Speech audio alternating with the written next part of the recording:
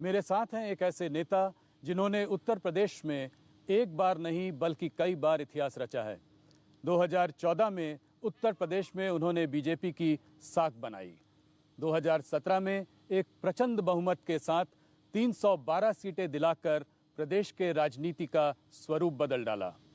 आज बात करते हैं गृह मंत्री अमित शाह जी से एक एक्सक्लूसिव इंटरव्यू में, इस चुनावी दौर में उनका पहला इंटरैक्शन। अमित शाह जी, आपको न्यूज़ 18 को पहला एक्सक्लूसिव इंटरव्यू इस चुनावी दौर में देने के लिए बहुत बहुत धन्यवाद। शुरुआत करते हैं उत्तर प्रदेश के चुनाव से। बहुत कम नेता हैं जो कि इस देश में उत्तर प्रदेश को उस तरीके से समझते हैं जैसे कि आप समझते हैं। 2014 में आपने बीजेपी की उत्तर प्रदेश में साख बनाई। 2017 में प्रचंड बहुमत के संग सरकार बनी, उसके पीछे आपका हाथ था। इस बार आपने 300 पार का नारा दिया है। 3 चरण का चुनाव 172 सीटों पर हो चुका है। उसको देखते हुए आप क्या कहेंगे आज? देखिए, 3 चरण का जो चुनाव हो रहा है और बाकी जो चुनाव है, मैं उत्तर प्रदेश में जब हमारी जन विश्वास यात्रा घूमी, विजय संकल्प रैलियां हुई, मैं पूरे उत्तर प्रदेश का दौरा कर आज यहाँ आपके सामने बैठा हूँ। उत्तर प्रदेश में बहुत बड़े बहुमत के साथ भारतीय जनता पार्टी की सरकार बनने जा रही है।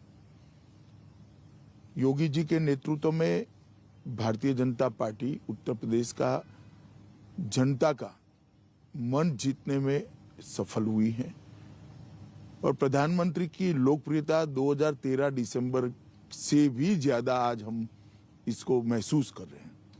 ग्राउंड में ये फील है। ग्राउंड में ये फील है और मैं मानता हूं कि उत्तर प्रदेश का चुनाव फिर से एक बार बहुत अच्छे नतीजे भारतीय जनता पार्टी के लिए लाएगा और विजय की बाउंड्री निश्चित ही उत्तर प्रदेश की जनता भारतीय जनता पार्टी के लिए लगाने जा रही है। ज्यादातर अगर सर्वे को देखें अमित शाह जी, तो 230 से 260 सीट्स आपको दी जा रही थी।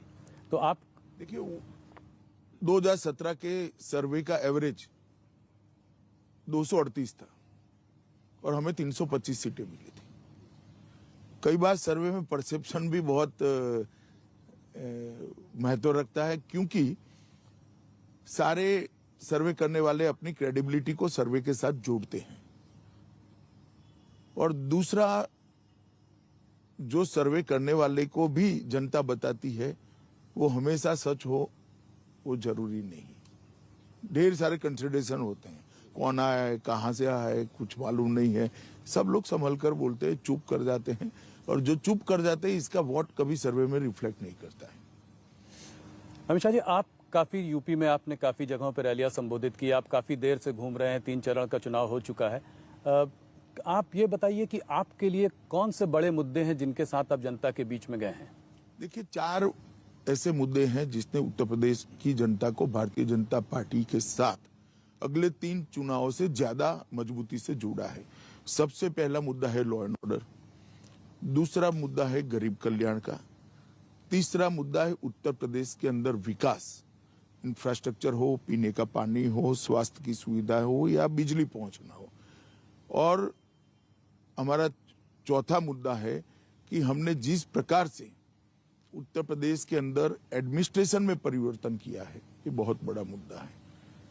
तो लॉ एंड ऑर्डर बड़ा मुद्दा है, हमारा गरीब कल्याण का मुद्दा भी बड़ा है, विकास भी बड़ा मुद्दा है, और लोगों को ऐसा मालूम कराने में हम सफल हुए हैं कि हमारी सुनवाई हो रही है। ये बहुत महत्वपूर्ण बात है उत्तर प्रदेश के लिए, क्योंकि सपा बसपा सपा की जो सरकारें चलती थी, जो जातिवाद के आधार पर चलती थी, परिवार के वाद के आधार पर चलती थी, वो सरकारों में कभी भी जनता की सुनवाई नहीं होती थी। एक सरकार आती थी, एक जाति का काम करती थी, दूसरी सरकार आती थी, दूसरी जाति का काम करती थी। जनता को कहीं से न्याय मिलने की उम्मीद खत्म हो गई थी और धीरे धीरे इसको वास्तविकता मानकर लोगों ने स्वीकार भी लिया था। परंतु मोदी जी के नेतृत्व में जो 2014 में परिवर्तन हुआ, उसके बाद एक आशा बनी और ये आशा को फलीभूत होते हुए आज लोग देख रहे हैं। तो सबसे बड़ा मुद्दा आप लॉ एंड ऑर्डर का मानते हैं, सुरक्षा का मानते हैं? मैं उत्तर प्रदेश में लगभग 2013 की मई से लेकर 2000 की काउंटिंग तक कार से हर जिला छोड़ दीजिए, हर ब्लॉक तक लगभग गया हूँ। कोई सोनभद्र के 1-2 ब्लॉक छूट गए हो, हर ब्लॉक तक मैं गया हूँ। मैं आपको बता सकता हूँ, उत्तर प्रदेश के अंदर थाने में जाते ही एफआईआर रजिस्टर्ड हो जाएगा, इसको कल्पना मानी जा सकती। सपा आती थी तो एक धर्म विशेष के लोगों को कुछ भी करने का अधिकार होता था।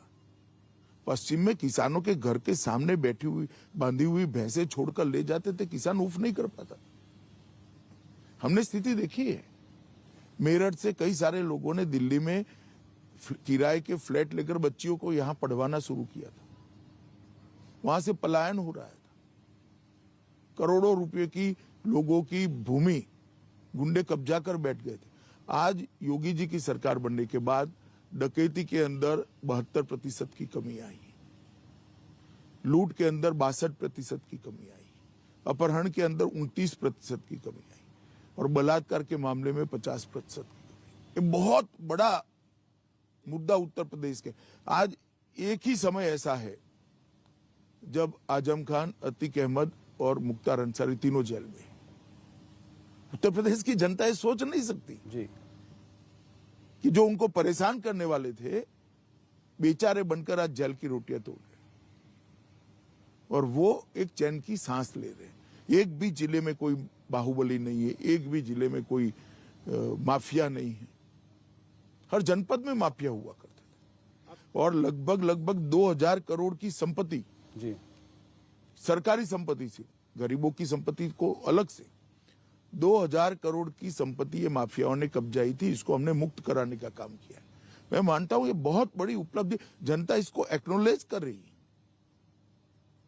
आज कानपुर शहर में रात को 12 बजे मैंने बच्चियों को स्कूटी पर जाते हुए देखा है। मन को बड़ा संतोष होता है। मैं कुछ दिन पहले की बात करता हूं जी। मैं एक होटल में ठहरा था, उसकी खिड़की से रात को 12 साढ़े 12 बजे मैं रोड देख रहा था। कई बच्चियां स्कूटी लेकर कानपुर में रात को 12 बजे अकेली जा रही थी। तो मैं मानता हूं ये बहुत बड़ा मुद्दा है और जनता इसको एक्नॉलेज कर रही है और वोट में कन्वर्ट भी हो रहा है। तो ये लॉ एंड ऑर्डर का मुद्दा बहुत बड़ा है। अभी जो है प्रधानमंत्री ने एक टेररिज्म का मुद्दा उठाया है। आज हरदोई से उन्होंने बोला, अभी अहमदाबाद में ब्लास्ट केस हुए तो उसमें 38 लोगों को फांसी की सजा और करीब 11 लोगों को आजीवन कारावास हुआ है। आज उन्होंने हरदोई से इस बात को उठाया और उन्होंने कहा कि सपा और बासपा के राज में इन टेररिस्ट लोगों को छोड़ दिया जाता था। नहीं, 11 ऐसे मामले हैं जी सपा बसपा के राज में जिसमें पोटा और यूएपीए लगाया था, उसको विड्रॉ कर लिया गया, जिसमें संकट मोचन के बम ब्लास्ट से लेके बहुत सारे मामले सेंसिटिव टाइप। आप देश की सुरक्षा के लिए क्या सोच रखते हो, उसका जवाब उत्तर प्रदेश की जनता को सपा बसपा ने देना पड़ेगा। अब आप एक बात समझ लीजिए कि जिन पर पोटा और यूएपीए लगा है या तो आतंकवाद विरोधी कानूने लगे, वो हटाकर केस को हल्का कर आप किसकी मदद करना चाहते हो और क्यों करना चाहते हो? सिर्फ और सिर्फ वोट बैंक के लिए? तो क्या बाकी के लोगों के वोट नहीं है? जो विक्टिम है उनके वोट नहीं है? और ये फील पूरे उत्तर प्रदेश में है और कांग्रेस के शासन में भी ढेर सारे ऐसे मामले आए देश भर में। आज मोदी जी के मुख्यमंत्री रहते आज एक केस इतने कम समय के अंदर, बॉम्ब ब्लास्ट के सारे केसों का एनालिसिस कर लीजिए, बहुत कम केसों में सजा हुई है और इतनी बड़ी सजा की मात्रा जिसको पुलिस ने एज अ प्रोसिक्यूशन एफिशिएंसी के साथ कोर्ट को कन्विंस किया, कोर्ट ने एविडेंस को अप्रिशिएट करने के बाद सजा दी। तो टेररिज्म के मामले में भी सपा बसपा ये जातिवादी और तुष्टीकरण करने वाली पार्टियों का रवैया लचर रहा है। आप तुष्टीकरण की जब बात करते हैं तो आपका इशारा मुसलमानों और यादवों से है। जब आप योगी जी ने अभी बात की थी कि ये चुनाव जो है 80% और 20% का चुनाव है, तो क्या इसका मतलब मुसलमान वर्सेस हिंदू का चुनाव देख रहे हैं आप? मुझे लगता है इनके बैक ऑफ द माइंड कोई वोट प्राप्त करने वाला वो रहा होगा।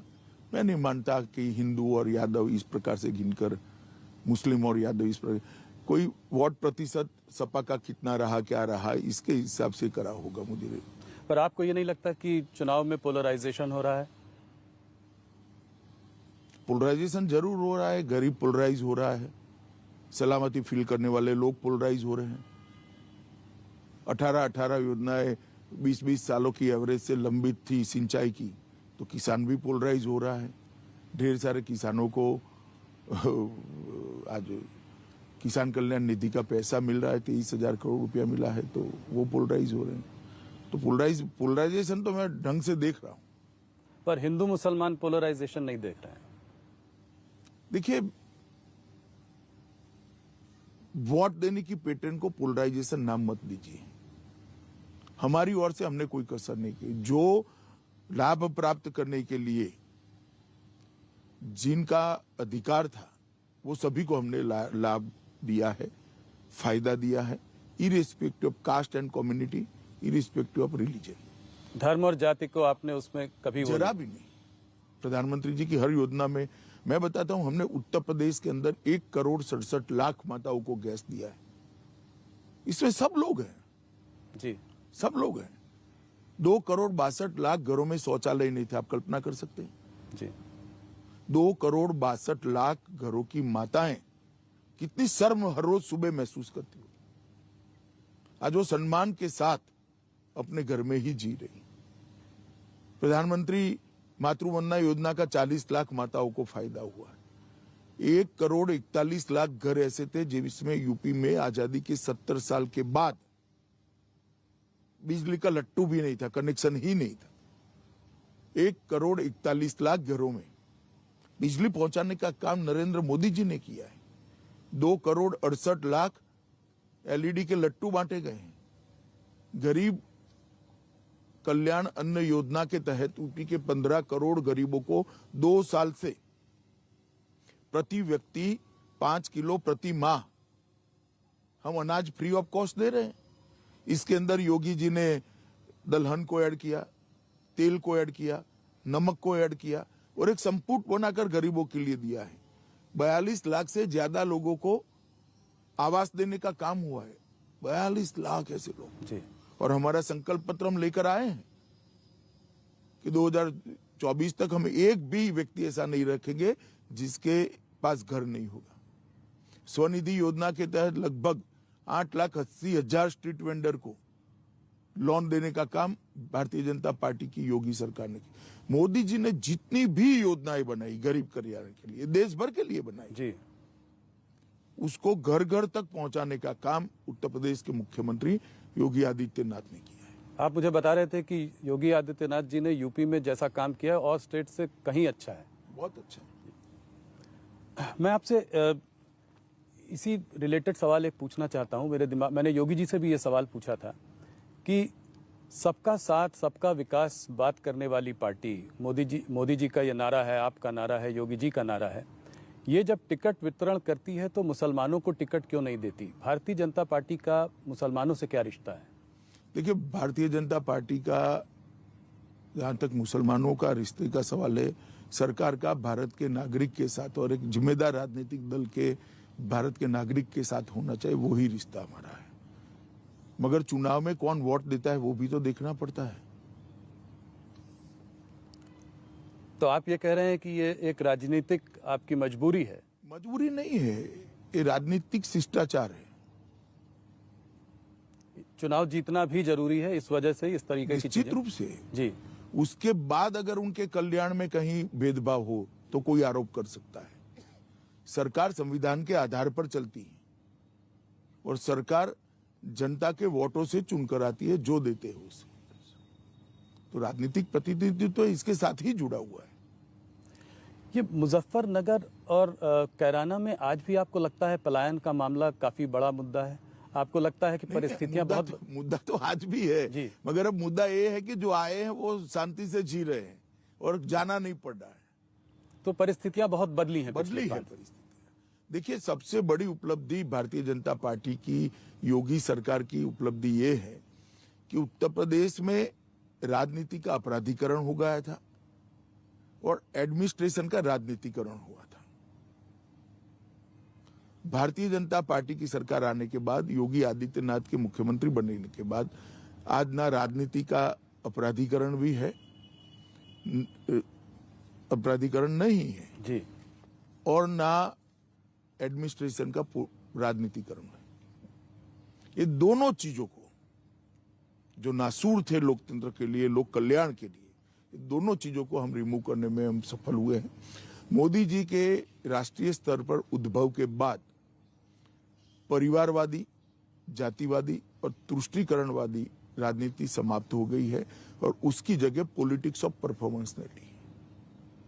जो परफॉर्म करेगा जनता उसको चुनकर लाएगी। मैं आपको बताता हूं, उत्तर प्रदेश में 15 साल के सपा बसपा के शासन के बाद उत्तर प्रदेश की व्यवस्था 8वें 9वें नंबर पर अर्थव्यवस्था देश में थी।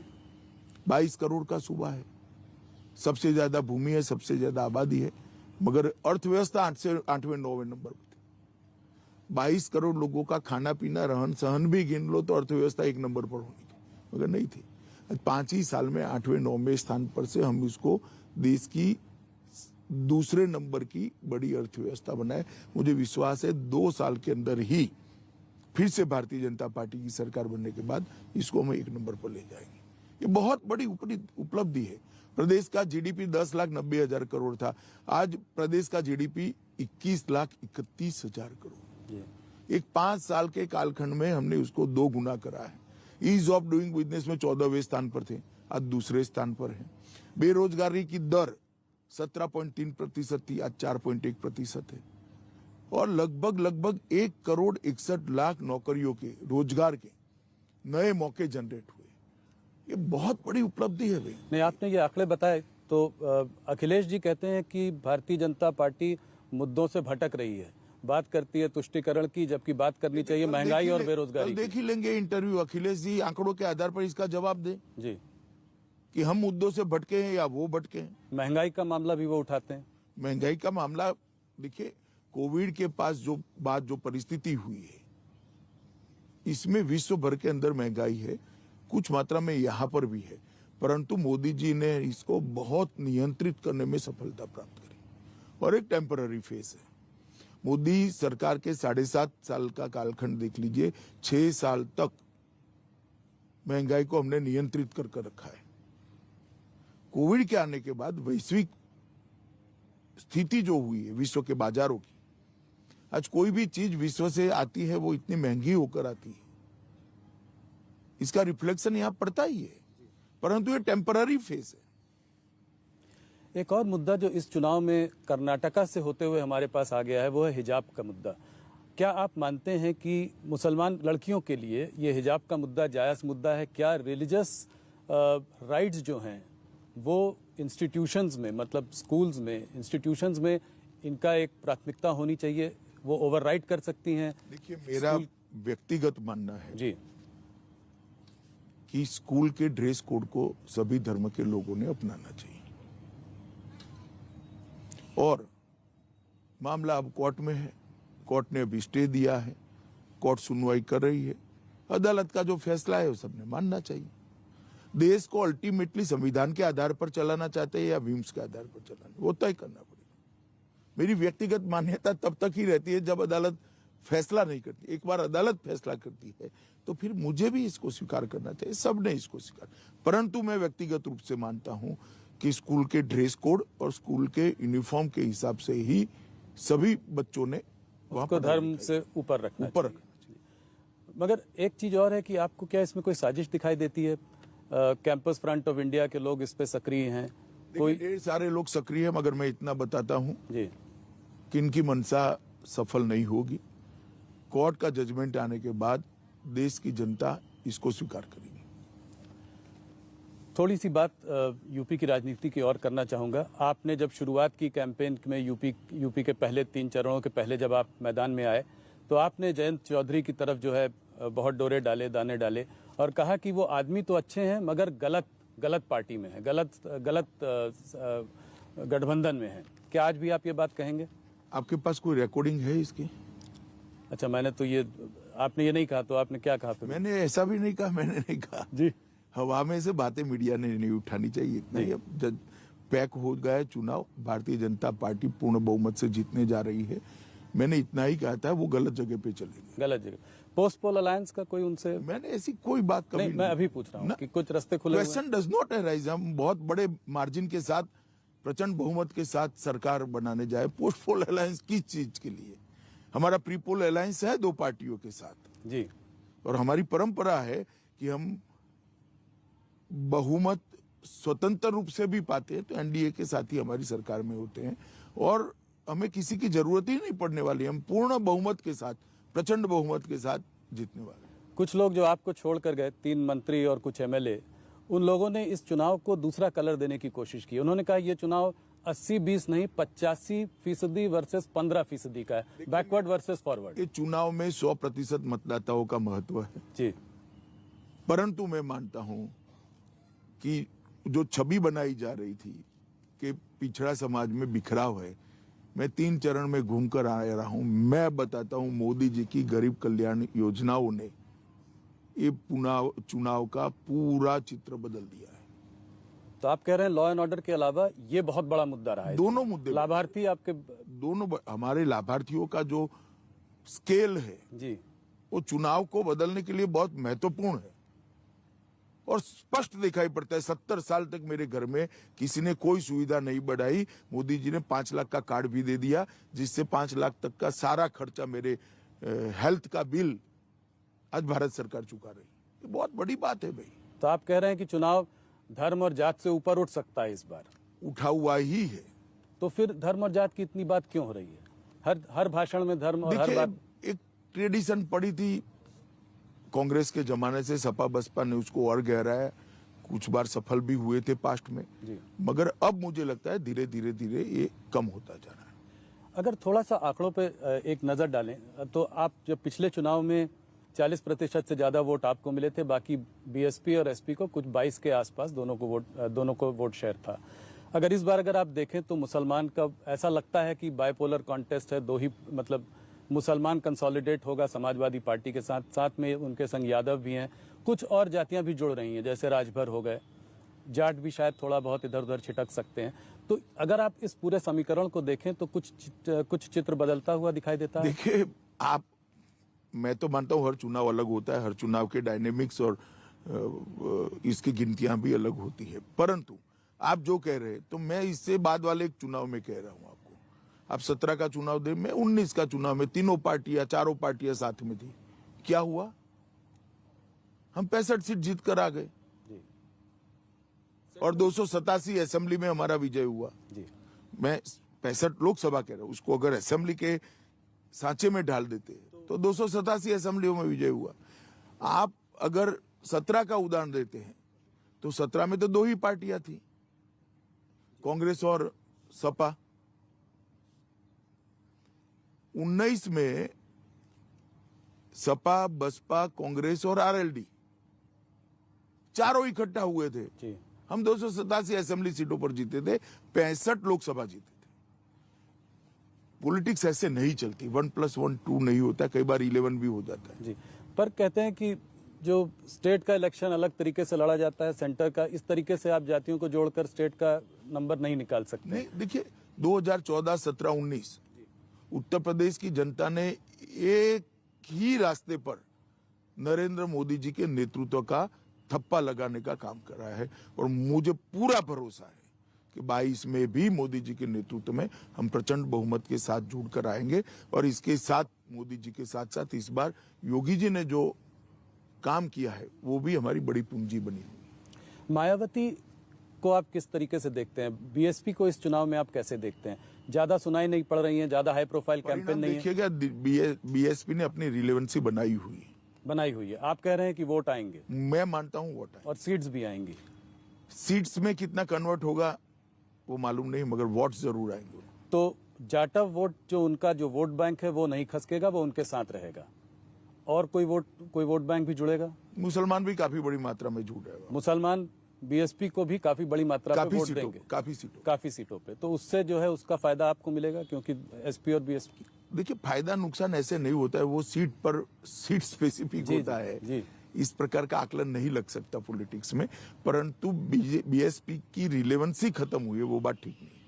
पर मायावती और बीजेपी का कोई गठबंधन होने का कोई पॉसिबिलिटी, कोई आगे जाकर तो तालमेल राहुल भाई, आप समझते नहीं, गठबंधन की जरूरत ही नहीं है। हम प्रचंड बहुमत से स्वयं ही सरकार बनाने जा रहे हैं। समर्थन तो बाद में, अच्छा काम करने में सबका चाहिए, सपा का भी चाहिए जी। ओपोजिशन का रत्नात्मक समर्थन तो चाहिए ही चाहिए, परंतु सरकार बनाने के लिए किसी की जरूरत नहीं पड़ेगी। भारतीय जनता पार्टी अकेले बहुमत प्राप्त करेंगी। हमारे पास जो दल है, 2 दल है, वो भी अच्छी सीटें प्राप्त करेंगे। हम पर्याप्त सीटें जीतेंगे। आपको लगता है इस बार लड़ाई बैकवर्ड वोट्स की है? नॉन जाटव बैकवर्ड वोट्स की लड़ाई सबसे ज्यादा है। सब लोग उस वोट बैंक की तरफ। देखिए, उत्तर प्रदेश में 3 वर्ग है जी। एक, गरीब कल्याण की हमारी योजनाओं ने सबसे गरीब व्यक्ति को भाजपा के साथ जोड़ा है। जो मध्यम वर्गीय लोग थे वो कानून और व्यवस्था और सुख चैन की जिंदगी के कारण भाजपा के साथ जुड़े हैं, और जिनको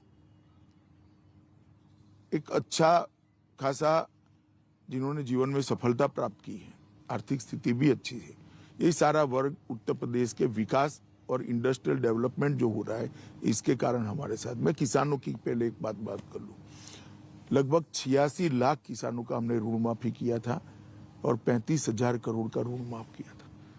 लगभग आप 435 लाख मैट्रिक टन खाद्यान्न हमने खरीदा है, किसानों से खरीदा है, और 80,000 करोड़ का भुगतान डायरेक्ट उसके बैंक अकाउंट में किया है।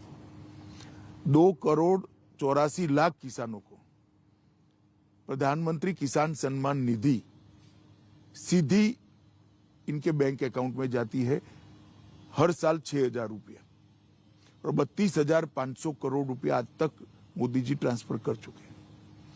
प्रधानमंत्री किसान फसल बीमा योजना के तहत 25,60,000 किसानों को लगभग 2,200 करोड़ रुपया का भुगतान हो गया है, और लगभग 4,72,000 करोड़ रुपया फसली ऋण जो शॉर्ट टर्म होता है जी, हर फसल के लिए होता है, उसको हमने पहुंचाया है। लगभग 2 करोड़ किसानों को किसान क्रेडिट कार्ड पहुंचा है, और आज इसका परिवर्तन क्या हुआ देखिए। यूपी गन्ना, चीनी, गेहूं, आलू, हरी मटर, आम, आंवला और दूध, इस सब में देश में नंबर 1 बना है, जो 5 साल पहले किसी भी चीज में नहीं था। अब अखिलेश जी कह रहे हैं कि मुद्दों से भटक रहे। भैया, हम तो नहीं भटक रहे, आप इसका जवाब दो। आपके समय में गन्ने का प्रदेश होने के बावजूद भी क्यों नंबर 1 नहीं थे? दूध का उत्पादन इतना ठेठ पानी होने के बावजूद भी क्यों नंबर 1 नहीं थे? गेहूं में क्यों नंबर 1 नहीं थे? आप बताओ। क्योंकि आपने परफॉर्म नहीं किया था, और हमने ढेर सारा गेहूं, दलहन, चावल, सब चीज में उत्पादन को बढ़ाया है, और बहुत बड़ा भुगतान भी किसानों को किया। फार्मर एजिटेशन की वजह से उनके अंदर कोई रोष नहीं है? देखिए, एक परसेप्शन बनाने का जरूर प्रयास किया गया, मगर सफल नहीं हुए। किसान हमारे साथ है। ब्राह्मण वोट बैंक की अगर बात करें तो इस बार ब्राह्मण वोट अखिलेश जी काफी जोरों में उनको वो करने की कोशिश कर रहे हैं, कह रहे हैं परशुराम जयंती भी हम मनाएंगे जब हम लोग आ जाएंगे। इस पर आप क्या देखते? मैं इसको कहता हूं मुद्दों से भटकना। अब कह रहे हैं कि अखिलेश जी मुद्दों से भटक रहे हैं। भाई, जातिवाद की बात करना मुद्दों से भटकना ही तो हुआ। हम तो गरीब की बात कर रहे हैं, हम शहरी वोटर की बात कर रहे हैं, मध्यम वर्ग की बात कर रहे हैं। हमने तो जाति की बात नहीं करी कभी। इस चुनाव में आप ओवैसी फैक्टर को कितना बड़ा मानते हैं? उन्होंने बिहार में काफी डेंट किया। देखिए, ओवैसी जी देश भर में दौरा करते हैं, अपना विचार रखते हैं। इस बार उनके काफिले पर गोली भी चल गई। माइनॉरिटी को एड्रेस करते हैं वो जी, और उनको वोट भी मिलता है हर बार। बिहार में मिला था पर बंगाल में नहीं मिला। हाँ, मतलब हर चुनाव में ऐसा होना संभव नहीं है, मगर एक आकर्षण का केंद्र तो युवाओं में बने हो। और उनके ऊपर हमला भी हुआ था। हमला भी हुआ है जी। आप लोगों की लॉ एंड ऑर्डर सिचुएशन वहाँ अच्छी है, मगर उन पर हमला हुआ। देखिए, इंडिविजुअल घटना को लॉ एंड ऑर्डर के साथ मत जोड़िए। लॉ एंड ऑर्डर का मामला तब बनता है क्योंकि ओवैसी पर हमला हुआ है और हम किसी को न पकड़े तो 2 ही घंटों में दोनों लोगों को पकड़कर कानून के हवाले करने का काम भारतीय जनता पार्टी की सरकार ने किया है। और हमने जरा भी सिक्योरिटी असेसमेंट की मीटिंग 3 ही घंटे में हमने कराई और 8 ही घंटे में निर्णय कर उनको जेड सिक्योरिटी ऑफर करी। हालांकि उन्होंने नहीं ली वो अलग बात है, परंतु हमने हमारी ओर से कोई कसर नहीं छोड़ी है। योगी जी कह रहे थे कि अपने स्टेटमेंट्स पर भी आपको थोड़ा सा लगाम रखनी चाहिए, काबू रखना चाहिए। बोलते रहते हैं योगी कब तक रहेंगे, मोदी कब तक रहेंगे, कब तक बचाएंगे, जब चले जाएंगे तो हम देख लेंगे। चलिए, ये तो सबका अपना अपना विचार होता है, मगर मैं मानता हूं कि सुरक्षा हर एक व्यक्ति को मिलनी चाहिए और हमने इनको जेड सिक्योरिटी ऑफर करी। और आपको ये भी लगता है कि आकर्षण है उनका आज यूपी में? हाँ, मुस्लिम युवाओं में आकर्षण है ही है। तो वहां पे वो वोट काट सकते हैं मुसलमान। क्या होगा वो तो डिब्बे खुलेंगे तब का मालूम पड़ेगा। प्रियंका गांधी और कांग्रेस को आप कैसे देखते हैं इस चुनाव में? उन्होंने आकर महिलाओं के लिए आरक्षण की बात करी, कहा लड़की हूं, लड़ सकती हूं। तो आप कांग्रेस को इस चुनाव में कैसे देख रहे हैं? उनका 6% वोट शेयर था इस बार। एक बड़े राज्य में चुनाव अभी रिसेंट पास्ट में हुआ, वो कलकत्ते में हुआ जी, जहाँ 0 सीटें आई। तो आप कह रहे हैं 0 सीट? ऐसा मैं नहीं कहता, मैं एक इंगित करता हूं कि कांग्रेस का भविष्य क्या है। उनके पंजाब के मुख्यमंत्री चन्नी जी ने तंज कसा और प्रियंका जी उनके साथ थी, कहा कि किसी भैया को हम यहाँ नहीं आने देंगे सरकार बनाने के लिए। देखिए, कांग्रेस की आदत है जी, हर जगह अलग अलग बात करना, मगर मैं मानता हूं कि इस प्रकार का स्टेटमेंट स्वस्थ समाज के लिए ठीक नहीं है। पूरा एक देश है, जिसको गुजरात आना है वो गुजरात आ सकता है, यूपी आना है वो यूपी आ सकता है, रोजी रोटी के लिए, अपने कैरियर के लिए जिसको पंजाब जाना है वो पंजाब जा सकता है। मैं इसको नहीं घुसने दूंगा, मुझे इसको नहीं घुसने दूंगा, और इसके आधार पर चुनाव की राजनीति करना, कम से कम मैं इसको ठीक नहीं मानता। और प्रियंका की जी स्वयं मंच पर थी और आनंद व्यक्त कर रही थी, और यूपी में जाकर वो कह रही है कि हम यूपी के सम्मान की बात कर रहे हैं। मैंने तो इतना बड़ा कॉन्ट्राडिक्शन 2 दिन में देखा ही नहीं। दूसरे दिन यूपी में जाकर कहती है हम तो यूपी का गौरव बढ़ाने आए। मैं आपके बहुत सारे रैलीज से आपके भाषण सुन रहा था। आप बालाकोट की बात अक्सर किया करते हैं। आप कहते हैं कि मोदी जी के आने के बाद देश सशक्त हुआ है, हम लोगों ने हमने मुंह तोड़ जवाब दिया पाकिस्तान को। राहुल गांधी जी ने इधर बीच पार्लियामेंट में ये कहा कि चाइना, आप लोगों की वजह से चाइना और पाकिस्तान साथ में आ गए हैं और ये हमारे लिए एक बहुत बड़ा डेंजर है। क्या कहेंगे आप? राहुल गांधी जी को देश का इतिहास मालूम नहीं।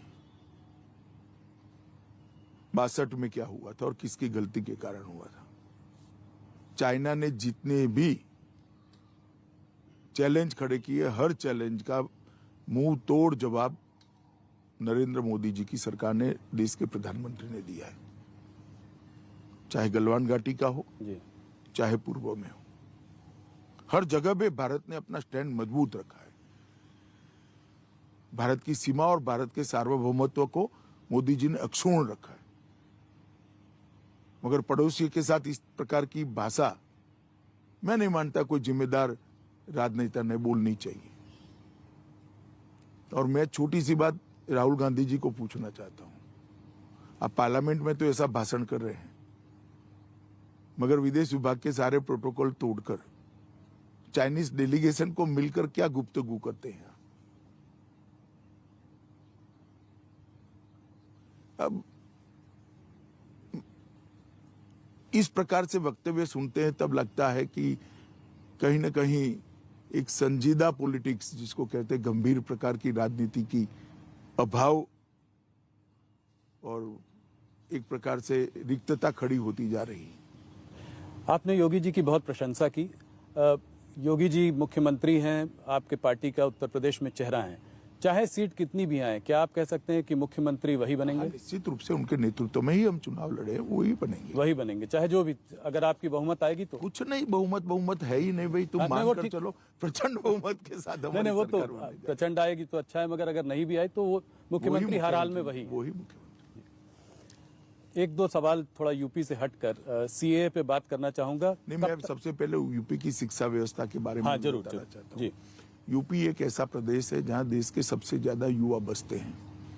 वहां की शिक्षा व्यवस्था बिल्कुल लचर हो गई थी।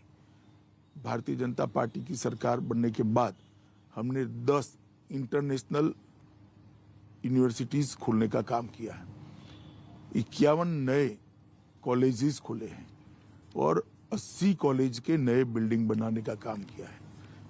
पहले 12 मेडिकल कॉलेज थे, अब 40 मेडिकल कॉलेज है। पहले 1900 मेडिकल सीटें थी, अब 4200 मेडिकल।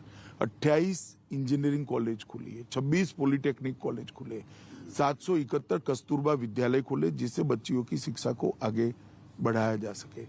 और एक प्रकार से यूपी के हर जनपद के अंदर, चाहे मेडिकल शिक्षा हो, चाहे इंजीनियरिंग की शिक्षा हो, चाहे रोजगार संबंधित शिक्षा का वातावरण बनाना हो, चाहे ट्रेडिशनल कोर्सेज हो, ये सब जगह पे शिक्षा के माहौल के अंदर बहुत बड़ा परिवर्तन लाने का हमने काम किया है। और इसके कारण युवाओं में एक नई आशा जगी है और ढेर सारी युवा देखता है कि भाई केन बेतवा 2 पीढ़ी से सुनते थे, कभी होती नहीं थी। मोदी जी ने 44,000 करोड़ रुपए की केन बेतवा को कर दिया। इंफ्रास्ट्रक्चर के अंदर उत्तर प्रदेश के अंदर ढेर सारे बदलाव हुए। 5 एक्सप्रेसवे बना दिए हैं, 8 इंटरनेशनल एयरपोर्ट बने हैं, टोटल 12 एयरपोर्ट बन गए हैं। 70,000 किलोमीटर रोड का चौड़ीकरण या तो सुदृढ़ीकरण किया गया है। 7,000 किलोमीटर ग्रामीण सड़कों को बनाया गया है। ये सारी चीजें आज भारतीय जनता पार्टी के हम 5 एक्सप्रेसवे, मतलब अखिलेश जी कहते हैं कि ये सब एक्सप्रेसवे तो हमारे समय में बन रहे थे, इसका क्रेडिट योगी जी लेना चाह रहे हैं। ये अखिलेश जी कोई नक्शा बता दे पहले, एक छोड़कर। और अब ये 5 एक्सप्रेसवे के साथ राज्यों के रोड्स को जोड़ने का, हर जनपद को जोड़ने की भी हम शुरुआत कर रहे हैं। तो एक इंफ्रास्ट्रक्चर और एजुकेशन, ये दोनों में जो परिवर्तन आया है, इससे युवाओं की आशाएं बहुत जगी है, एक आत्मविश्वास जगा है और कुछ कर दिखाने का जोम भी बढ़ा है। और मैं मानता हूं कि उत्तर प्रदेश का युवा अगर देश के विकास के साथ जुड़ता है तो समग्र देश के लिए बहुत अच्छा है। अमित शाह जी, पंजाब की अगर और थोड़ा सा देखें, उसके चुनाव की तरफ थोड़ा नजर डालें, वहां पे मतदान हो चुका है। क्या लगता है आपको, कैप्टन अमरिंदर और सुखदेव सिंह ढींसा जी के संग साथ में जो आपने मिलकर वहां पे लड़ाई लड़ी, कैसे देखते हैं आप उसको? क्या आप पंजाब के चुनाव का आकलन ज्योतिषियों के अलावा कोई नहीं कर सकता। बड़ा विचित्र प्रकार का चुनाव हुआ है, मगर हम आशावादी है कि हमने बहुत अच्छे से चुनाव को लड़ा है। फार्मर एजिटेशन में का खामियाजा सबसे ज्यादा आपको उधर भुगतना पड़ा। वैसे भी आप ज्यादा सीटों पे अभी तक लड़ते नहीं थे अकाली दल की वजह से। मैं पंजाब में 9 रैली कर आया हूँ जी। मैं आपको बताता हूँ, वहाँ सुरक्षा भी एक बहुत बड़ा मुद्दा है जी। सीमांत प्रदेश है और मोदी जी को जिस तरह से भाषण करने से रोका गया, वो भी बहुत बड़ा मुद्दा है। उसकी वजह से आपको लगता है कि कुछ हमें सफलता मिलेगी, कितनी मात्रा में मिलेगी, कैसी मिलेगी, वो तो डिब्बा खिलने के बाद ही मालूम पड़ेगा। सर्वे जो है आम आदमी पार्टी और कांग्रेस को आगे दिखा रहे हैं, लगता है आपको कि इनमें से किसी की सरकार बन सकती है? मैं अभी भी कहता हूं कि कोई सर्वे पंजाब की स्थिति में नहीं सर्वे करने की स्थिति में नहीं होगा। अगर हंग असेंबली होगी तो क्या होगा? आपको प्रेसिडेंट रूल का कुछ वहां पे नहीं, वो आंकड़ों पर निर्भर करता है। अगर कोई 2-3 लोग मिलकर बना लेते हैं तो अच्छा है। गठबंधन की सरकार इस देश में चली ही है। चन्नी जी ने आपको एक चिट्ठी लिखी थी जिसका आपने अभी 2-3 दिन पहले जवाब भी दिया। क्या आपकी सरकार ये मानती है कि सिख अलगाववादी जो हैं उनका आम आदमी पार्टी और अरविंद केजरीवाल के संग कोई साठगांठ है? आम आदमी पार्टी या अरविंद केजरीवाल जी छोड़ो जी, किसी भी दल का अलगाववादी और टेररिस्ट ग्रुपों के साथ साठगांठ और उसका चुनावी उपयोग, वो बड़ी गंभीर बात है और कोई सरकार उसको हल्के से नहीं ले सकती, हम भी नहीं ले सकते। हम जरूर इसकी जांच कराएंगे। तो आपको लगता है कि ऐसा हो रहा है क्योंकि आपने चिट्ठी का जवाब दिया है? देखिए, एक मुख्यमंत्री जब चिट्ठी लिखते हैं जी, चुनी हुई सरकार के मुख्यमंत्री जी, तो उसको हल्के से लेने का मेरे पास कोई कारण नहीं है। बाकी तो जांच में आएगा। उत्तराखंड में आपको क्या लगता है, कांटे की टक्कर दिखाई दे रही है? कांग्रेस कह रही है कि वो सरकार बना रहे हैं, आप निश्चित रूप से भाजपा की सरकार बन जाएगी, अच्छी सरकार बनेगी। धामी जी ने बहुत अल्प काल खंड के अंदर बहुत अच्छा काम किया। इन टोटो 5 साल में उत्तराखंड के अंदर 4 धाम के प्रोजेक्ट्स हो या बिजली के प्रोजेक्ट्स हो, ढेर सारे काम हुए और गरीब कल्याण वहां पर भी बहुत बड़ा मुद्दा है। कुछ आपने तीन मुख्यमंत्री रहे इस 5 सालों में, कुछ आपके बड़े नेता छटक के कांग्रेस की ओर गए, इसका कोई नुकसान हो सकता है? होता ही है, जी। मगर एक पॉजिटिव वोट बैंक भी बड़ी जनरेट हुई। सरकार आप अच्छी बहुमत से बनाएंगे? विश्वास के साथ मैं कहता हूं अच्छे बहुमत से सरकार। गोवा को आप कैसे देखते हैं? गोवा में भी हमारा परफॉर्मेंस बहुत अच्छा है, स्थिति में हम सुधार करेंगे।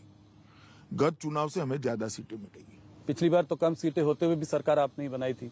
इतनी कम नहीं थी जी, मगर कम थी। इस बार हम स्थिति में बहुत सुधार करेंगे और सरकार आपकी बनेगी। सरकार हमारी बनेगी। और मणिपुर में भी बहुत अच्छा चुनाव हमारे लोग लड़ रहे हैं।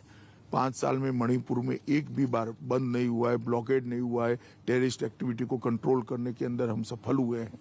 और मणिपुर में डेवलपमेंट के काम भी पहली बार पहाड़ के लोग कह रहे हैं कि पहाड़ पर किसी एक सरकार ने डेवलपमेंट किया है तो भारतीय जनता पार्टी की बीरेन सिंह सरकार ने डेवलपमेंट किया है। पहाड़ पर हमें बहुत अच्छा इस बार समर्थन मिलने का मैं आशा रखता हूँ। अमित शाह जी, आपने बहुत दिनों बाद हम लोगों को इंटरव्यू दिया है, तो इसलिए मैं आपको 2-3 सवाल और पूछकर ही जाने दूंगा। सीएए पर, सीए कब तक लागू करेंगे आप? ये सवाल सब मैंने पिछले इंटरव्यू में भी आपसे पूछा था। पिछले इंटरव्यू में मैंने कहा था कि जब तक कोरोना से संपूर्ण रूप से निजात नहीं पा जा सकती, इस पर ये प्रायोरिटी नहीं हो सकती। हमारा प्रायोरिटी कोरोना। और जब सीए बना उसके बाद से 2 साल से कोरोना अप्स डाउन ये 3 लहरें आई हैं। अब सौभाग्य से तीसरी लहर भी धीरे धीरे अब समाप्त होने जा रही है। देश नॉर्मल स्थिति में आ रहा है। तो अब इसका मैंने कहा ना कि कोरोना के साथ जुड़ा हुआ है, हम तुरंत इस पर फैसला करेंगे, मगर इस पर पीछे हटने का क्वेश्चन डज नॉट अराइज। इस चुनाव में यूनिफॉर्म सिविल कोड का भी मुद्दा उठ गया। आप लोगों ने उत्तराखंड के चुनाव के 2-3 दिन पहले ही आप लोगों ने इस मुद्दे को उठाया, तो क्या आपकी सरकार इसको आगे बढ़ाएगी? देखिए, उत्तराखंड के मुख्यमंत्री जी ने उत्तराखंड नई सरकार जो बनने वाली है इसकी घोषणा में इसको शामिल किया है। अंत में जी उन्होंने एक प्रेस कॉन्फ्रेंस कर, तो मैं मानता हूं कि उत्तराखंड में ये हमारी सरकार बनने के बाद हम इसको करें। पर यह देश भर में लागू होगा? वो बहुत व्यापक चर्चा करनी पड़ती है, करेंगे सबसे चर्चा। पर यह शुरुआत है। हाँ, ये शुरुआत। मैंने ये भी आपसे पिछली बार पूछा था, एक बार और पूछूंगा कि कश्मीर की जनता कब उम्मीद कर सकती है कि वहां चुनाव होगा? डिलिमिटेशन समाप्त होने को आया है। डिलिमिटेशन समाप्त होने के बाद जो 6-8 माह का वाजिब समय होगा उसमें हम जरूर चुनाव करा लेंगे। कोई कंफ्यूजन नहीं है उसमें। इमरान खान ने अभी कुछ हफ्ते पहले कहा कि इंडिया और पाकिस्तान को अपने इश्यूज खुद बैठकर आपसी समझौते से रिजॉल्व कर लेने चाहिए। कश्मीर के इशू पर उन्होंने खास करके ये बात कही है, क्या कहेंगे आप उनसे? देखिए, मेरा तो बहुत स्पष्ट मानना है कि कश्मीर भारत का अभिन्न अंग है और इस पर क्या चर्चा हो सकती है। तो आप कह रहे हैं कि इस पर चर्चा का कोई पोजीशन है जी, देश की पोजीशन है, पार्लियामेंट में ली हुई पोजीशन है। और एक सरकार ने नहीं, अनेक सरकारों ने पोजीशन ली कि कश्मीर देश का अभिन्न अंग है। अमित शाह जी, आखिरी में जाते जाते एक सवाल और पूछूंगा। क्या आपको ऐसा लगता है कि जैसे जैसे चुनाव होते जा रहे हैं एक डिस्कोर्स का स्तर जो है गिरता जा रहा है? आज मुझे किसी ने व्हाट्सएप में फॉरवर्ड किया कि अखिलेश यादव जी, कोई एक कुत्ता जो है एक रैली में आ गया, अखिलेश यादव की रैली में आ गया और उन्होंने कहा कि अरे जाने दो, ये भारतीय जनता पार्टी का ही आदमी है।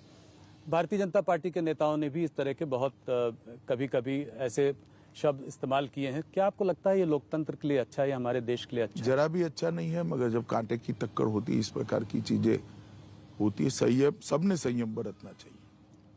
अमित शाह जी, बहुत बहुत धन्यवाद आपका, आपने अपना समय दिया, हमें पहला इंटरव्यू दिया इस चुनावी दौर में। बहुत दिनों बाद आपसे बात हुई, बहुत बहुत धन्यवाद। धन्यवाद भैया।